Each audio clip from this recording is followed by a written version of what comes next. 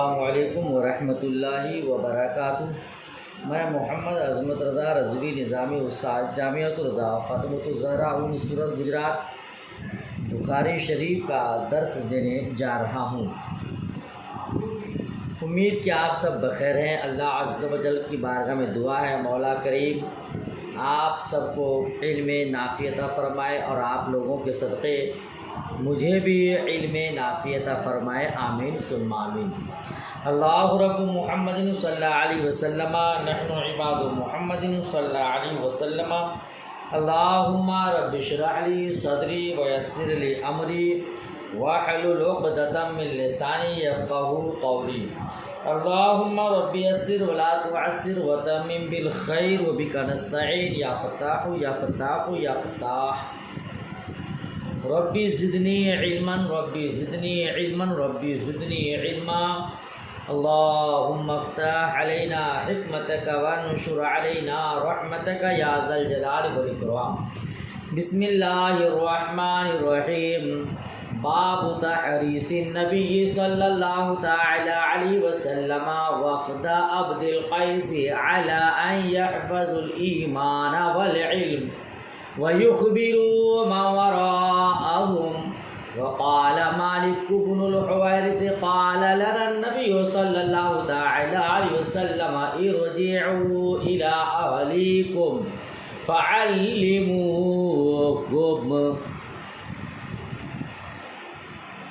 عبد القیس کے قبیلے کے وفد کو، ایسا بولیے، عبد القیس قبیلہ عبد القیس کے وفد کو رسول اللہ صلی اللہ تعالی علیہ وسلم کا ترغیب دلانا۔ تحریص ترغیب، حرص کا معنی لالچ بھی ہوتا ہے، رغبت دلانا، لالچ دلانا، ٹھیک ہے۔ قبیلہ عبد القیس کے وفد کو رسول اللہ صلی اللہ تعالی علیہ وسلم کا ترغیب دلانا کہ ایمان اور علم کی حفاظت کریں، اور جو لوگ پیچھے رہ گئے ہیں انہیں خبر کر دیں۔ اور مالک بن حویرث نے کہا کہ ہم سے رسول اللہ صلی اللہ تعالی علیہ وسلم نے فرمایا تھا کہ اپنے گھر والوں کے پاس جاؤ اور انہیں دین سکھاؤ۔ یہ باب ہوا، ٹھیک ہے نا۔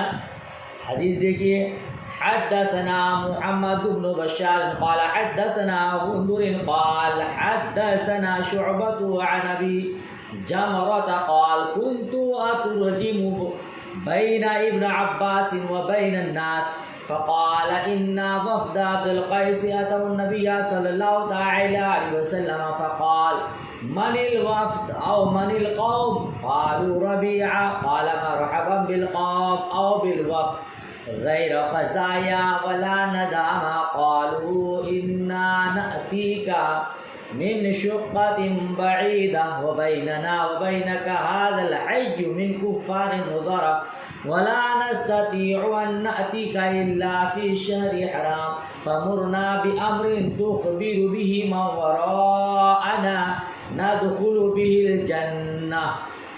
یہ حدیث آپ مکمل وضاحت کے ساتھ پیچھے پڑھ چکے ہیں، اسی لیے آپ اس کو خود یاد کریں گے انشاءاللہ۔ یا ترجمہ کرا دو ایک بار، چلیے ترجمہ کرا دیتا ہوں۔ حضرت عبداللہ بن عباس فرماتے ہیں کہ عبد القیس کے قاصد رسول اللہ صلی اللہ تعالی علیہ وسلم کے پاس آئے۔ آپ نے فرمایا کہ یہ لوگ کس کے بھیجے ہوئے ہیں؟ من الوفد یا من القوم، کس قوم سے ہیں، کس قبیلے سے ہیں، کس کے بھیجے ہوئے ہیں؟ وہ بولے ہم قبیلہ ربیعہ سے تعلق رکھتے ہیں۔ آپ نے فرمایا وہ وفد خوش آمدید جنہیں رسوائی اور ندامت نہیں، نہ رسوا ہوئے نہ شرمندہ ہوئے۔ انہوں نے عرض کیا ہم لوگ دور سے آئے ہیں، ہمارے اور آپ کے درمیان ایک کفار کا قبیلہ مضر حائل ہے، ہمارے لیے ممکن نہیں کہ ہم ماہ حرام کے علاوہ آپ کے پاس آ سکیں، لہذا ہمیں کوئی ایسی باتیں بتائیں جو ہم اپنے پیچھے والوں کو بتا سکیں اور ہم جنت میں داخل ہو جائیں۔ آپ نے انہیں 4 چیزوں کا حکم دیا۔ ایک خدا پر ایمان لانے کا، ٹھیک ہے، آپ نے فرمایا تمہیں معلوم ہے ایک خدا پر ایمان لانے کا کیا مطلب ہے؟ انہوں نے کہا اللہ اور رسول بہتر جانتے ہیں۔ آپ نے فرمایا اس کا مطلب یہ کہ اس بات کی گواہی دو کہ اللہ کے علاوہ کوئی معبود نہیں اور محمد صلی اللہ تعالی علیہ وسلم اللہ کے رسول ہیں، اور انہیں حکم دیا نماز پڑھنے، زکوٰۃ دینے اور رمضان کے روزے رکھنے کا، اور یہ بھی فرمایا کہ خمس نکالیں، مال غنیمت کا 5واں حصہ نکالیں، اور انہیں دبا، حنتم، مزفت سے منع فرمایا۔ شعبہ فرماتے ہیں کہ ابو حمزہ نے کبھی نقیر اور کبھی مقیر کہا ہے۔ آپ نے ارشاد فرمایا کہ ان باتوں کو یاد کر لو اور اپنے پیچھے والوں کو مطلع کر دو، ٹھیک ہے، یہ اس کا۔ تو دیکھیے مصطفیٰ کریم صلی اللہ تعالی علیہ وسلم نے وفد عبد القیس کو علم حاصل کرنے کی طرف رغبت دلایا، لالچ دلائی۔ خود بھی یاد کرو، پیچھے والوں کو بھی یاد کراؤ، خود جاؤ اور اپنے اہل و عیال کو علم سکھاؤ، ٹھیک ہے نا۔ تفصیل اس کی پڑھ چکے ہیں کہ 4 چیزوں سے روکا، 4 چیزوں کا حکم دیا، کیوں دیا، نہیں دیا۔ باب الرحلتی فی المسألۃ النازلہ، کوئی مسئلہ درپیش ہو تو اس کے لیے سفر کرنا، کوئی مسئلہ پیش آئے تو اس کے لیے سفر کرنا۔ حدیث دیکھیے، حدثنا محمد بن مقاتل ابو الحسن قال اخبرنا عبد الله قال اخبرنا عمر بن سعيد بن ابي حسين قال حدثني عبد الله بن ابي مليكه عن عقبة بن الحارث انه تزوج ابنة لابي ايهاب بن عزيز فأتته امرأة فقالت إني قد أرضعت عقبة والتي تزوج بها قال لها عقبة ما أعلم أنك أرضعتني ولا أخبرتني فركب إلى رسول الله صلى الله تعالى عليه وسلم بالمدينة فسأله فقال رسول الله صلى الله تعالى وسلم كيف وقد قيل فارقها عقبة ونكحت زوجا غيره۔ باب کیا تھا؟ کوئی مسئلہ سامنے آئے، پیش ہو، اس کے لیے سفر کرنا۔ حدیث دیکھیے، عقبہ بن حارث کہتے ہیں کہ انہوں نے ابو ایہاب بن عزیز کی لڑکی سے نکاح کیا۔ کون؟ عقبہ بن حارث۔ کس سے نکاح کیا؟ ابو ایہاب بن عزیز کی لڑکی سے نکاح کیا۔ اس کے بعد ایک عورت آئی اور اس نے بتایا عقبہ اور اس لڑکی کو جس سے عقبہ نے نکاح کیا ہے، دونوں کو میں نے دودھ پلایا ہے، ٹھیک ہے۔ تو اب جب دونوں کو دودھ پلایا ایک عورت نے، تو یہ دونوں کیا ہو؟ دودھ شریک، بھائی بہن، رضائی بھائی بہن، آپ جانتے ہیں، ہے نا، رضائی بھائی بہن ہو گئے، اور رضائی بھائی بہن کے درمیان نکاح کر لیا۔ ایک عورت نے آ کے بتایا کہ یہ دونوں تو رضائی بھائی بہن ہیں، دو شریک بھائی بہن ہیں، تو ان کے درمیان نکاح کیسے ہوگا؟ تو عقبہ بولے، عقبہ نے کہا مجھے معلوم نہیں کہ تو نے مجھے دودھ پلایا ہے، نہ تو نے پہلے بتایا۔ پھر عقبہ سوار ہو کر رسول اللہ صلی اللہ تعالی علیہ وسلم کے پاس گئے۔ آپ صلی اللہ تعالی علیہ وسلم سے پوچھا تو آپ نے فرمایا یہ کس طرح تم اس سے مصاحبت کرو گے، کیونکہ اس طرح حرمت کا شبہ پیدا ہوتا ہے۔ یہ مصطفیٰ کریم نے فرمایا فکیفا، کیسے، یعنی یہ رشتہ کیسے ہوگا، اس کے ساتھ تم صحبت کیسے کرو گے؟ یہ تو دو شریک بھائی بہن ہو گئے، رضائی بھائی بہن ہو گئے، اور رضائی بھائی بہن کے درمیان نکاح نہیں ہوتا ہے۔ تو عقبہ نے اس عورت کو چھوڑ دیا اور اس نے کسی اور سے نکاح کر لیا، ٹھیک ہے۔ حرمت رضاعت 2.5 سال کا بچہ ہو، 2.5 سال سے پہلے کسی عورت کا دودھ پی لے تو اس عورت کے بچے اس دودھ پیے ہوئے بچہ کے لیے رضائی بھائی بہن ہو گئے۔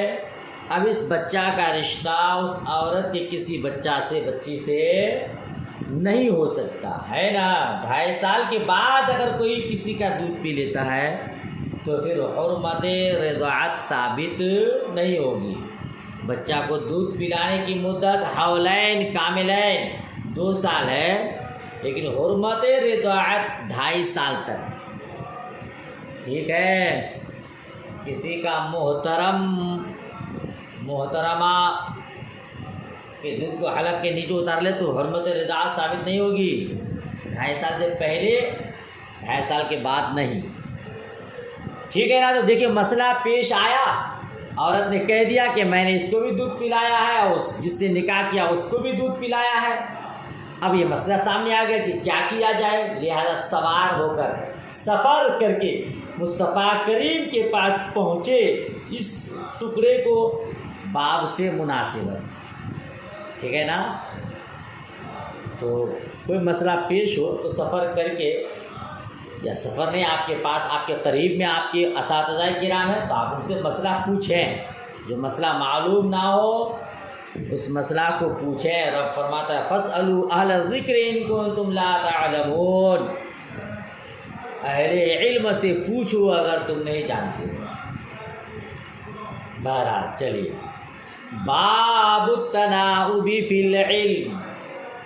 دیکھیے اسی لیے آپ اس مسئلہ کو عام کریں اپنے قوم میں، اپنے پڑوس میں سب کو بتائیں۔ کوئی عورت اگر کسی دوسرے کے بچہ کو دودھ پلاتی ہے تو اس کے گھر والوں کو، اپنے رشتہ داروں کو گواہ بنا لے کہ میں نے اس کو دودھ پلایا ہے، تاکہ آئندہ اس طرح کا مسئلہ نہ ہو کہ پھر اسی بچہ سے نکاح پڑھا دے۔ تو ظاہر تو یہ ہوگا کہ ہاں بھائی نکاح ہوا، اور باطنی طور پر حرام کاری ہوگی، کیونکہ رضائی بھائی بہن کے درمیان نکاح ہوتا ہی نہیں ہے۔ لہذا کبھی آپ کے ساتھ ایسی ضرورت پیش آئے، آپ کے پڑوس میں کسی کو آئے، تو چاہیے کہ وہ دوسروں کو خبر کر دے۔ اب آپ کے قوم میں سب عالمہ تو نہیں ہے، پر آپ لوگ تو پڑھی لکھی عالمہ فاضلہ ہیں، تو آپ اپنے قوم کو اس مسئلہ سے آگاہ ضرور فرمائیں۔ باب التناؤب فی العلم، علم کے حصول کے لیے باری مقرر کرنا، علم کے حصول کے لیے باری مقرر کرنا۔ حدیث دیکھیے، حدثنا ابو الیمان قال اخبرنا شعیب عن الزہری تحویل سند قال وقال ابن وهب اخبرنا یونس عن ابن شهاب عن عبید اللہ ابن عبد اللہ ابن ابی ثور عن عبد اللہ ابن عباس عن عمر رضی اللہ تعالی عنہ قال كنت انا وجار لی من الانصار في بني امیہ بن زید وهي من عوالي المدینہ وَكُنَّا نَتَنَاوَبُ النُّزُولَ عَلَى رَسُولِ اللَّهِ صَلَّى اللَّهُ تَعَالَى عَلَيْهِ وَسَلَّمَ يَنْزِلُ يَوْمًا وَأَنَزِّلُ يَوْمًا فَإِذَا نَزَلَتْ جِئْتُهُ بِخَبْرِ ذَلِكَ الْيَوْمِ مِنَ الْوَحْيِ وَغَيْرِهِ وَإِذَا نَزَلَ فَعَلَ مِثْلَ ذَلِكَ۔ ترجمہ دیکھیے آخری راوی سے۔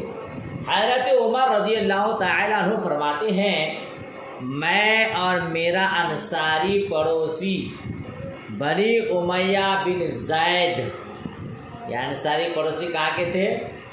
بنی امیہ بن زید کے قبیلے کا وہ انصاری تھا۔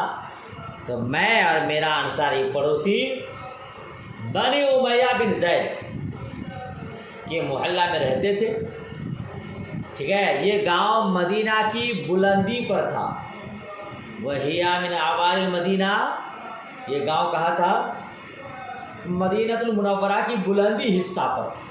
ہم رسول اللہ صلی اللہ تعالی علیہ وسلم کے پاس باری باری آتے، ایک دن وہ اور ایک دن میں آتا۔ جس دن میرا آنا ہوتا تو میں وحی کی نئی صورت حال سے آگاہ کرتا، اور جس دن وہ آتا وہ بھی ایسا ہی کرتا۔ ایک دن اپنی باری کے مطابق میرا واپس آ کر میرا دروازہ زور زور سے کھٹکھٹایا اور میرا نام لے کر پوچھا، اور پوچھا یعنی میرا نام لے کر پوچھا، وہ یہاں ہے؟ میں گھبرا گیا اور باہر نکل آیا۔ بولے آج بڑا معاملہ پیش آ گیا ہے، آج بڑا معاملہ پیش ہو گیا ہے۔ کیا معاملہ؟ رسول اللہ صلی اللہ تعالی علیہ وسلم نے اپنی ازواج کو طلاق دے دی ہے، یہ ان کا گمان تھا، ٹھیک ہے؟ تو میں حفصہ رضی اللہ تعالی عنہا کے پاس گیا تو وہ رو رہی تھی۔ میں نے ان سے کہا کیا رسول اللہ صلی اللہ تعالی علیہ وسلم نے تم سب کو طلاق دے دی ہے؟ بولی مجھے معلوم نہیں۔ اس کے بعد میں رسول اللہ صلی اللہ تعالی علیہ وسلم کے پاس گیا اور وہیں کھڑے کھڑے عرض کیا آپ نے اپنی ازواج کو طلاق دے دی؟ آپ نے فرمایا نہیں۔ میں نے کہا اللہ اکبر، جی حدیث سمجھے؟ حضرت عمر فاروق اعظم رضی اللہ تعالی عنہ اور ایک انصاری بھائی دونوں باری باری مصطفیٰ کریم کی بارگاہ میں حاضر ہوتے۔ کسی دن حضرت عمر فاروق اعظم حاضر ہوتے اور اس دن کی تمام صورتحال اور اس دن کی خبر کو لے کر مصطفیٰ اپنے پڑوسی کے پاس حاضر ہوتے، ان کو بتا دیتے۔ اور کسی دن وہ پڑوسی جاتا انصاری بھائی اور وہ آ کر کے حضرت عمر فاروق اعظم رضی اللہ تعالی عنہ کو اس دن کی خبر دے دیتا۔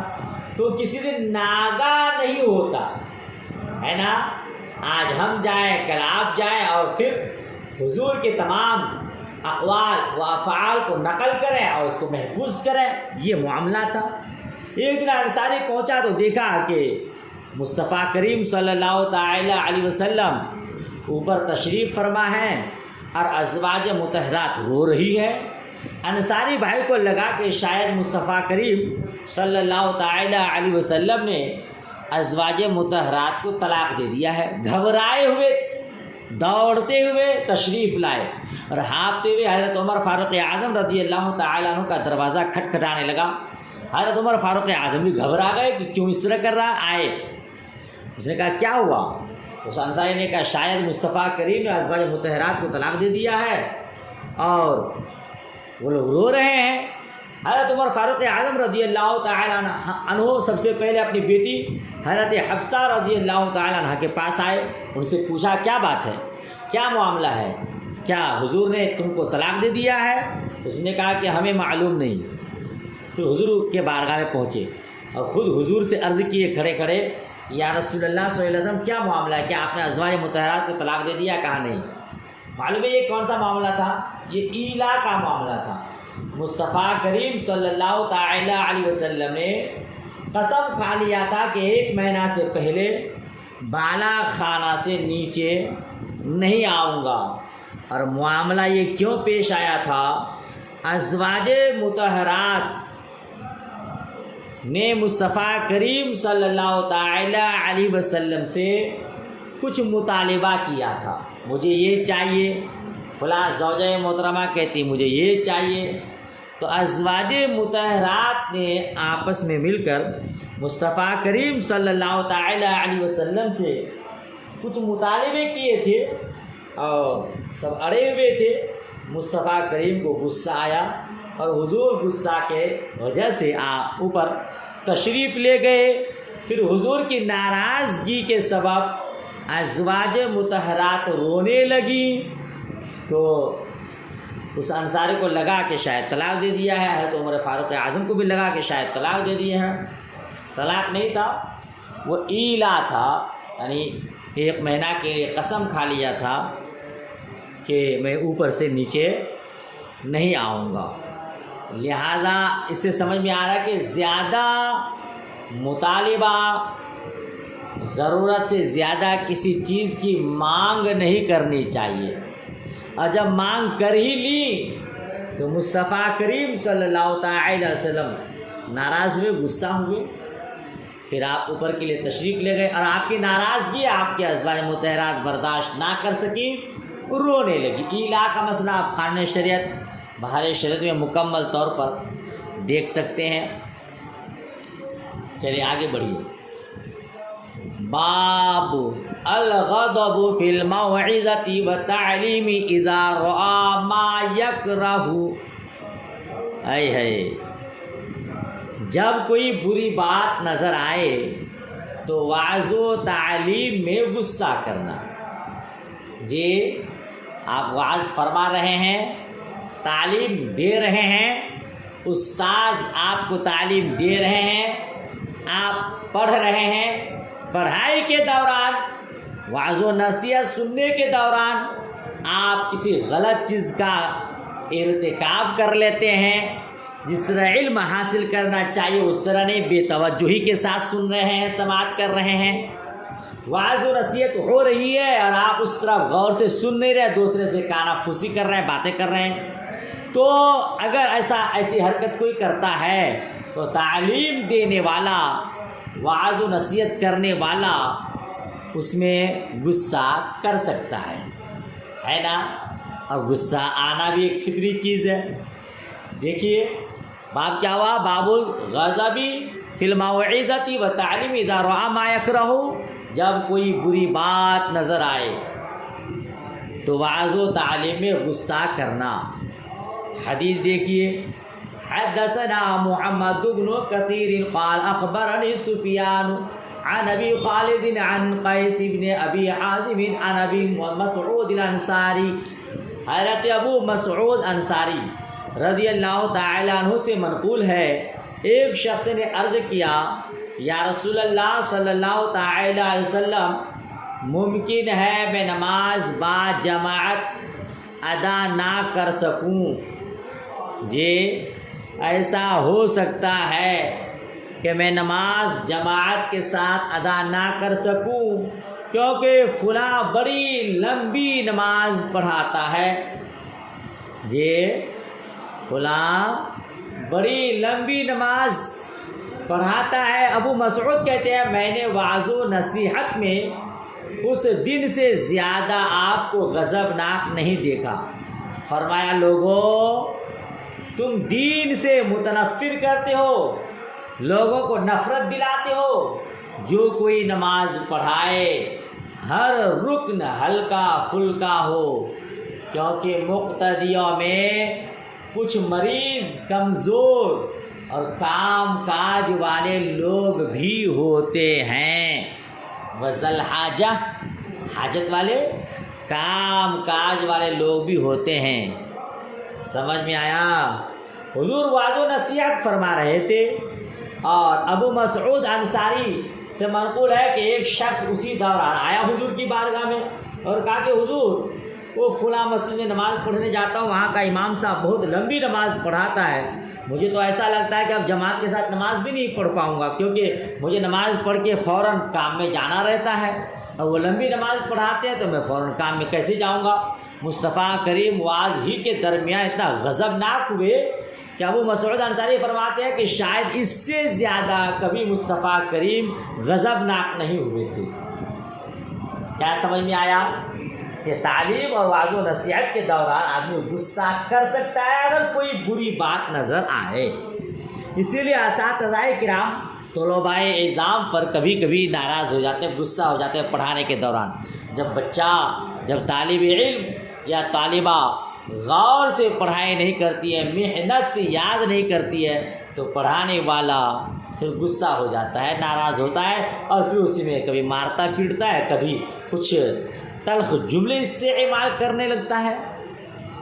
ٹھیک ہے، دوسری بات کیا سمجھ میں آئی کہ نماز پڑھانے والے کو چاہیے کہ وہ ہلکی نماز پڑھائے، لمبی قرات نہ کرے کہ اس میں کچھ کمزور لوگ بھی ہوتے ہیں۔ ایسا نہ ہو کہ آپ لمبی قرات کریں اور وہ کمزور آدمی گر پڑے، بیمار آدمی بھی ہوتے ہیں اور پھر کام کاج والے بھی ہوتے ہیں، جلدی نماز پڑھ لیتے ہیں جماعت کے ساتھ اور پھر اپنے کام کاج کے لیے نکل جاتے ہیں۔ تو چاہیے کہ زیادہ لمبی نماز نہ پڑھائے، ٹھیک ہے نا؟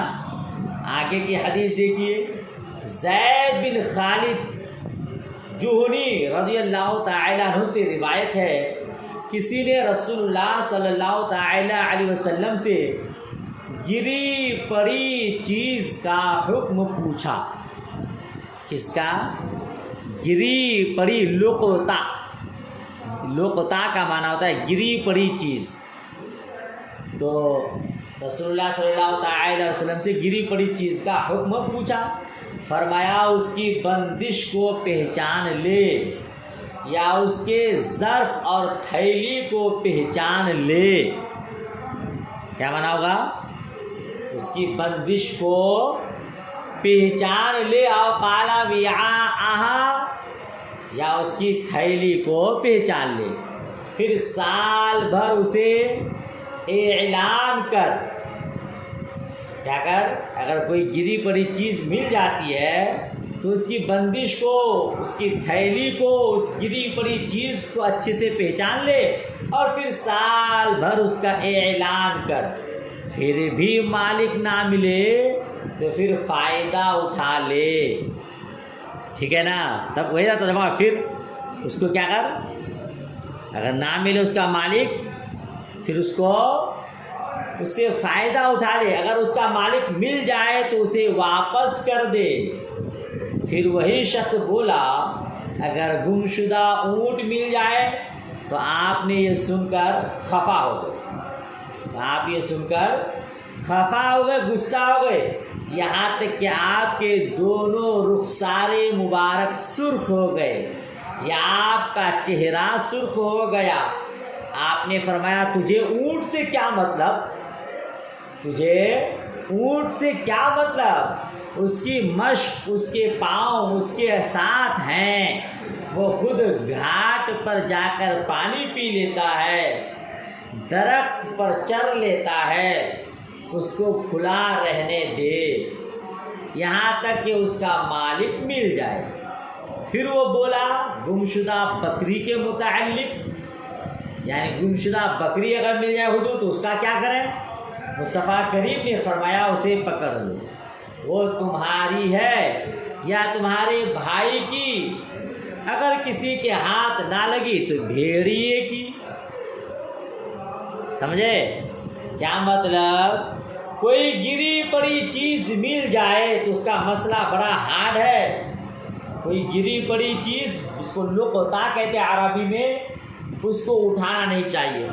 اگر اٹھا لیے تو اب آپ کی ذمہ داری ہے کہ شہر کی بڑی بڑی مسجدوں میں جا جا کر آپ اعلان کروائیں، میں نے اتنے رقم اتنے پیسے پائے ہیں، کسی کی ہو تو آ کے لے لیں۔ وہ بھی 1 سال تک آپ کو جا کر کے اعلان کرنا ہوگا، شہروں میں، گاؤں میں، مسجدوں میں۔ سال بھر تک اگر کوئی نہیں آیا تب آپ اس سے فائدہ اٹھا سکتے ہیں، اس کو اپنی ضرورت میں خرچ کر سکتے ہیں۔ سمجھے؟ اگر سال بھر تک کوئی مل گیا ہے تو پھر اسے آپ کو دے دینا پڑے گا۔ اور آج کا ماحول اللہ اللہ، آج اگر آپ کہیں کہ 100 روپے میں نے پایا ہے تو شاید جس کے پیسے نہ ہو وہ بھی کہہ دے کہ ہاں بھائی میرا ہی ہے۔ بڑا مشکل معاملہ ہے، اسی لیے بہتر ہے کہ کوئی گری پڑی چیز نہ لے۔ اچھا کوئی گری پڑی چیز مل جائے تو لوگ مسئلہ پوچھتے ہیں کہ کیا اسے فقیر کو دے دوں، غریب کو دے دوں؟ تو آپ جانتے ہیں نا کہ دوسرے کا مال آپ صدقہ نہیں کر سکتے، ہے نا، اور اس سے آپ کو نفع فائدہ نہیں ہوگا۔ تو اب یہ دوسرے کا مال ہے، سال بھر تک آپ کو اعلان کرنا ہے، وہ سال بھر تک وہ مال، وہ پیسے، وہ روپے، وہ تھیلی، وہ چیز آپ کے یہاں امانت کے طور پر ہے، اور آپ امانت میں خیانت نہیں کر سکتے۔ لہذا اگر آپ نے روپے پیسے پایا ہے اور آپ چاہتے ہیں کہ اس کو صدقہ کر دو مجھے ثواب ملے گا، نہیں ملے گا ثواب، تو بہتر ہے کہ وہ چیز نہ اٹھائے، رہنے دیں، ٹھیک ہے نا۔ تو اس کے بارے میں پوچھا تو حضور نے یہ حکم فرمایا۔ پھر کہا کہ اگر اونٹ، گمشدہ اونٹ مل جائے، مصطفیٰ کریم ناراض ہو گئے، ارے اونٹ، گمشدہ اونٹ تم کو مل جائے اس سے تم کو کیا لینا دینا؟ ارے اس کے پاس، اس کے اندر مشق ہے، مشکیزہ ہے، جی بتایا جاتا ہے کہ اونٹ کے ایک طرف پانی کا تھیلا خود ہی رکھا رہتا ہے، وہ ایک دن کا پانی وہاں جمع کر لیتا ہے، اسی سے نکال کے خود پیتا رہتا ہے۔ تو اونٹ کا معاملہ الگ ہے، وہ تو پانی بھی پی لیتا ہے، اس کے پاس پاؤں ہے، وہ چل کر کے درختوں کے پتوں کو کھا لیتا ہے، تو اسے تمہیں اپنے گھر نہیں لانا ہے، اس کا مالک آئے گا اسے لے جائے گا۔ اور بکری اگر گم ہو جائے، بکری گمشدہ مل جائے، مصطفیٰ کریم نے فرمایا اسے پکڑ لو، اسے پکڑ لو، اپنے لیے نہیں، اسے پکڑ کے رکھو۔ اگر تم پکڑ کے رکھو گے اس کا مالک آ جائے گا، اسے دے دینا، اور اس کا مالک اگر کچھ دنوں تک، بلکہ اس کا بھی معاملہ سال بھر تک ہوگا، نہیں آیا تب تم اس کو اپنے استعمال میں لے سکتے ہو، کیونکہ اگر تم اس کو نہیں پکڑو گے تو بھیڑ یا اس کو کھا جائے گا۔ لہذا اس بکری کو اس نیت سے پکڑ کے لاؤ گھر کہ جب اس کا مالک آئے گا اسے لے جائے گا۔ سمجھ شریف میں بات آئی۔ ویسے بھی آپ کے گھر محلہ میں رات کے وقت کوئی بکرا بکری گھوم رہے ہیں تو آپ کو چاہیے کہ آپ اسے پکڑ کر رکھ لیں تاکہ اس کا مالک آئے تلاش کرنے اور وہ لے جائے۔ اگر رات ہے اور آپ اسے چھوڑ دیں گے تو ہو سکتا ہے کوئی چور چمار لے جائے، نہیں تو کوئی موذی جانور اسے تکلیف پہنچا دے، ہے نا۔ تو اس نیت سے کہ اس کا مالک آئے گا اسے لے جائے گا، اس اچھی نیت کے ساتھ اسے پکڑ کر رکھ لینا چاہیے، ٹھیک ہے۔ اگلی حدیث دیکھیے۔ حدثنا محمد بن العلاء قال حدثنا ابو اسامہ عن برید عن ابی بردة عن ابی موسیٰ قال سئل النبی صلی اللہ تعالی علیہ وسلم عن اشیاء کرہها فلما اکثر علی غضب ثم قال للناس سلونی عما شئتم۔ ترجمہ دیکھیے۔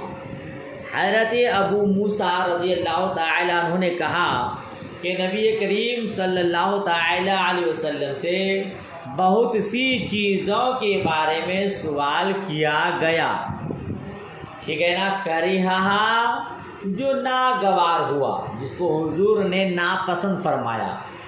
فلما اکثر علیہ جب سوالات کی اور کثرت ہوئی، جب سوالات بکثرت ہونے لگے تو حضور کو جلال آ گیا، پھر لوگوں سے فرمایا تم لوگوں کا جو جی چاہے پوچھو۔